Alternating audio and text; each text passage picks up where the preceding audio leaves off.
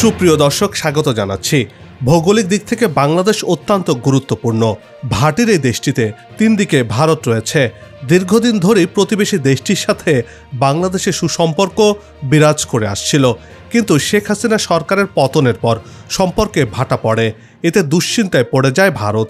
এবার সেই চিন্তার রেখাটা আরও বড় হলো। পাকিস্তানের সাথে বাংলাদেশের নতুন সম্পর্কের রসায়ন ঘটেছে, আর চীনের সাথে আগের সম্পর্ক আরও ঘনিষ্ঠ হয়েছে। অন্যদিকে ভারত বিমুখ হচ্ছে প্রতিবেশী অন্য দেশগুলো। চীন পাকিস্তানের সাথে সম্পর্কের ফলে বাংলাদেশ কী ধরনের সুবিধা পেতে যাচ্ছে, ভারতের সাথে আর কারা কারা সম্পর্ক ছিন্ন করছে, এসব প্রশ্নের উত্তর সহ চীন পাকিস্তান বাংলাদেশ সম্পর্ক আর ভারতের অবস্থানের আদ্যপান্ত নিয়ে সাজিয়েছি এবারের পর্বটি। বিস্তারিত জানতে পুরো ভিডিওটি দেখুন। দর্শক, চলুন চলে যাই মূল ভিডিওতে।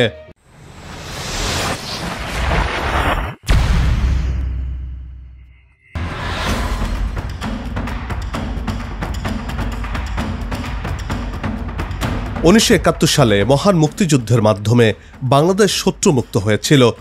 মুক্তিযুদ্ধ চলার সময় দেশের অবকাঠামো ক্ষত বিক্ষত হয়। 1975 সালের 15 আগস্ট চীন বাংলাদেশকে স্বীকৃতি দেয়। এর মধ্য দিয়ে দেশটির সাথে বাংলাদেশের বন্ধুত্বের সূচনা। গেল প্রায় 5 দশক ধরে বাংলাদেশের অন্যতম উন্নয়ন অংশীদারের নাম চীন।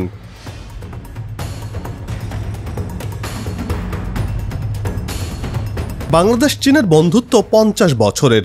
দুদেশের দীর্ঘদিনের বন্ধুত্বে কখনো ভাটা পড়েনি, উল্টো দিন দিন গভীর হয়েছে অংশীদারিত্ব।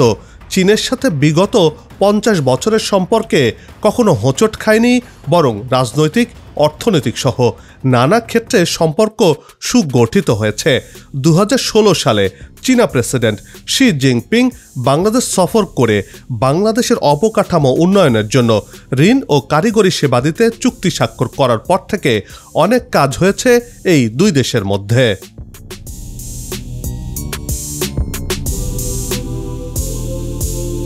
এরপর থেকে চীনা অর্থায়নে অনেক অবকাঠামো প্রকল্পের অংশীদারিত্ব ছিল দুই দেশের। তবে শেখ হাসিনা সরকারের ভারত প্রীতির ফলে কিছুটা মন কষাকষি ছিল চীনের সাথে, যদিও এ সময়টা খুব একটা বেশি ছিল না। শেখ হাসিনার পতনের পর ঘুরে যায় প্রেক্ষাপট। অন্তর্বর্তীকালীন সরকারের সাথে দূরত্ব তৈরি হয় ভারতের, আর এই সুযোগকে ভালোভাবে কাজে লাগায় চীন। সম্পর্কে নতুন মাত্রা তৈরি হতে থাকে চীন বাংলাদেশের মধ্যে।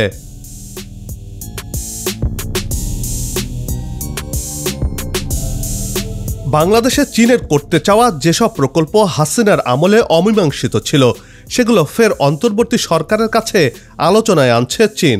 দুই দেশের সম্পর্ককে আরও কাছে নিতে প্রধান উপদেষ্টাকে উড়োজাহাজ পাঠিয়ে চীনে নিতে চাইছে দেশটি।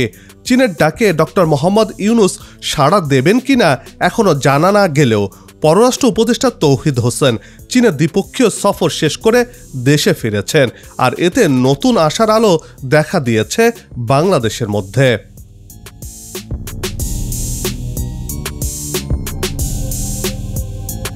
সম্প্রতি দুই পররাষ্ট্রমন্ত্রী পর্যায়ের বৈঠকে চীন বাংলাদেশকে দেশটির প্রতিবেশী কূটনীতির গুরুত্বপূর্ণ স্থানে রাখার আগ্রহ প্রকাশ করেছে। নদীর পানির উপাত্ত নিয়ে সই হয় সমঝোতা স্মারকও। বাংলাদেশে শিক্ষা, রেলওয়ে, কৃষি, পানি সম্পদ ব্যবস্থাপনা, পশু সম্পদ, মৎস্য, জাহাজ ভাঙ্গা শিল্প, টেকসই ও নবায়নযোগ্য জ্বালানি এবং সুনীল অর্থনীতির মতো খাতে আর্থিক, কারিগরি ও সক্ষমতা বৃদ্ধিতে চীনা সহযোগিতা সবসময় চেয়ে এসেছে বাংলাদেশ।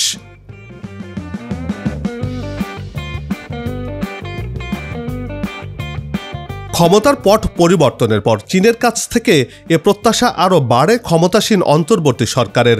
বাংলাদেশের কৌশলগত অবস্থানকে স্বীকৃতি দিয়ে দুপক্ষ বেল্ট অ্যান্ড রোড ইনিশিয়েটিভের BRI অধীনে অব্যাহত সহযোগিতা রাখার ব্যাপারেও আলোচনা হয় দুই দেশের মধ্যে।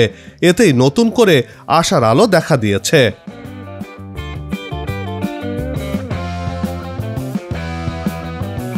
বেইজিং সহযোগিতার ক্ষেত্রে স্বাস্থ্য খাতকে গুরুত্ব দিয়েছে। তারই অংশ হিসেবে ঢাকার পূর্বাঞ্চলে চীনের অর্থায়নে প্রথম মৈত্রী হাসপাতাল নির্মাণ করতে চায় চীন, যা বাংলাদেশ দ্রুত সমঝোতা স্মারক সই করতে আগ্রহী। চীনের দক্ষ চিকিৎসক সহ পেশাজীবীদের মাধ্যমে ওই হাসপাতাল পরিচালিত হবে বলে জানা গেছে। আর এটি বাস্তবায়িত হলে বাংলাদেশিদেরকে আর ভারতে গিয়ে চিকিৎসা নিতে হবে না। তখন বাংলাদেশেই আধুনিক এবং উন্নত চিকিৎসা সেবা পাবে বাংলাদেশিরা। আর এতে করে দেশের অর্থের অপচয় হবে না, দেশের অর্থ দেশেই থাকবে বলে মনে করছেন বিশেষজ্ঞরা।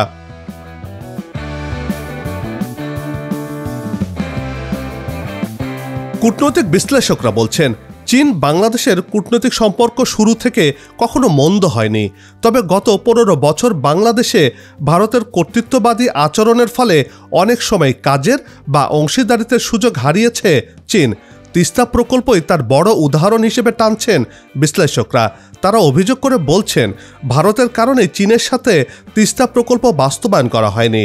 ভারতের সাথে বাংলাদেশের সম্পর্কের বর্তমান অবস্থায় ভারত নির্ভরতা কমেছে। আর চীনের সাথে অংশীদারিত্ব বাড়লে দক্ষিণ এশিয়ায় ভারতের যে ক্ষমতা প্রদর্শনের নীতি ও ডোমিনেট করার স্বভাব তার কিছুটার জবাব পাচ্ছে বলেও মনে করছেন তারা।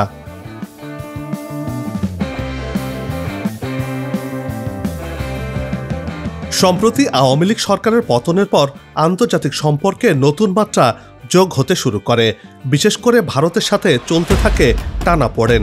পক্ষান্তরে ভারতের চির প্রতিদ্বন্দ্বী পাকিস্তান নতুন সম্পর্কের হাত বাড়ায় বাংলাদেশের দিকে। এতেই দুই দেশের সম্পর্কে নতুন রসায়ন জমতে শুরু করে, হাওয়া লাগতে শুরু করে ব্যবসা বাণিজ্যের ক্ষেত্রেও।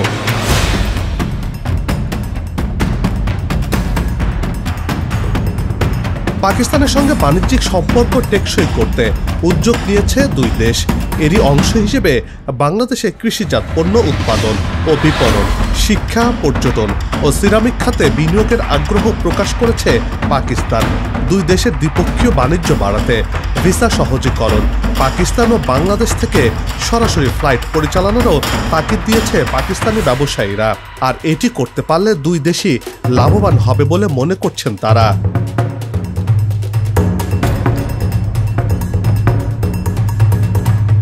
2023-24 অর্থ বছরে পাকিস্তানের প্রায় $22 বিলিয়ন পণ্য রপ্তানির বিপরীতে বাংলাদেশ আমদানি করেছে $627 মিলিয়ন পণ্য। অন্তর্বর্তী সরকার দায়িত্বে নেওয়ার পর থেকে বেড়েছে দুই দেশের মধ্যে বাণিজ্যিক ও কূটনৈতিক যোগাযোগ। এর মধ্যে করাচি ও চট্টগ্রাম বন্দরের মধ্যে সরাসরি জাহাজ চলাচলও শুরু হয়েছে। এবার বাণিজ্যিক সম্পর্ক আরও শক্তিশালী করতে ঢাকার সঙ্গে সরাসরি বিমানের ফ্লাইট চালুর ঘোষণা দিল পাকিস্তান। চলতি বছরে ঢাকা ও করাচির মধ্যে সরাসরি ফ্লাইট চালু হতে পারে বলে জানা গেছে।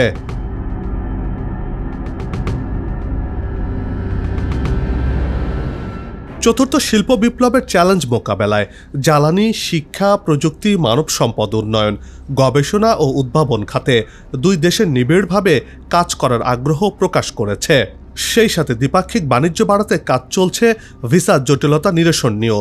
পাকিস্তান বাংলাদেশের সাথে ব্যবসা বাণিজ্য করতে বেশ আগ্রহী।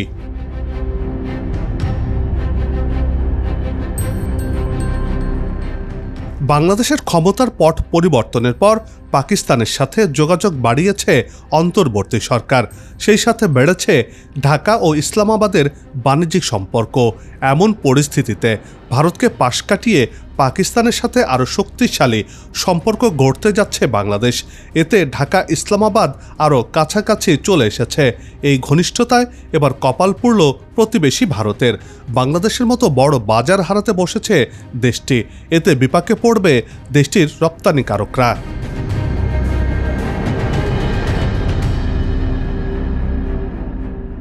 বাংলাদেশ ও ভারতের ঐতিহাসিক বন্ধুত্বপূর্ণ সম্পর্ক কার্যত ভেঙে পড়ার অবস্থায় পৌঁছে গেছে।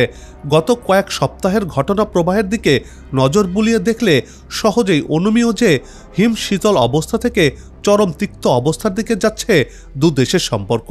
এই অবস্থা শুরু বাংলাদেশের সমন্বিত সনাতন জাগরণ মঞ্চের মুখপাত্র চিন্ময় কৃষ্ণদাসের গ্রেপ্তারের পর থেকে।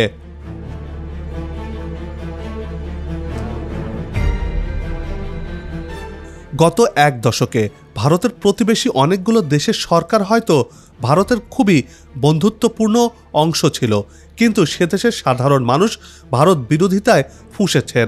সেই একই জিনিস বাংলাদেশের বেলাতেও ঘটেছে, নেপালে ঘটেছে এবং মালদ্বীপেও ঘটতে দেখা গেছে। কিন্তু স্থিতিশীলতা বা গণতন্ত্রের দোহাই দিয়ে ভারত কখনো সেসব দেশের মানুষের ক্ষোভ বা উষ্মাকে অ্যাড্রেস করার চেষ্টা করেনি, বরং ধরে নিয়েছে ওই দেশের সরকার পাশে থাকলেই তাদের স্বার্থ সুরক্ষিত হবে।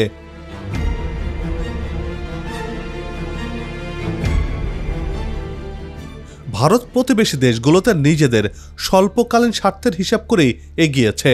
দীর্ঘমেয়াদী কি হবে তা নিয়ে কখনো মাথা ঘামায়নি ভারত, আর এ কারণে একটার পর একটা দেশে তার পরিণামও ভুগতে হচ্ছে তাদেরকে। ভারতের চারপাশে শত্রু রাষ্ট্র হিসেবে চীন, পাকিস্তান এবং বাংলাদেশকেও অন্তর্ভুক্ত করতে যাচ্ছে দেশটি। প্রতিবেশী দেশের সঙ্গে এমন সম্পর্ক ভারতের জন্য চরম সংকট তৈরি করেছে। এর কারণে সময় যতই গড়িয়ে যাচ্ছে ভারত ততই একা হয়ে পড়ছে। প্রতিবেশীহীন ভারত একা একা কতটা পথ চলতে পারে সেটি নিয়ে প্রশ্ন তুলছেন আন্তর্জাতিক সম্পর্ক বিশ্লেষকরা। অনেকেই বলছেন একা পথ চলা ভারতের জন্য বড় হুমকি হতে পারে।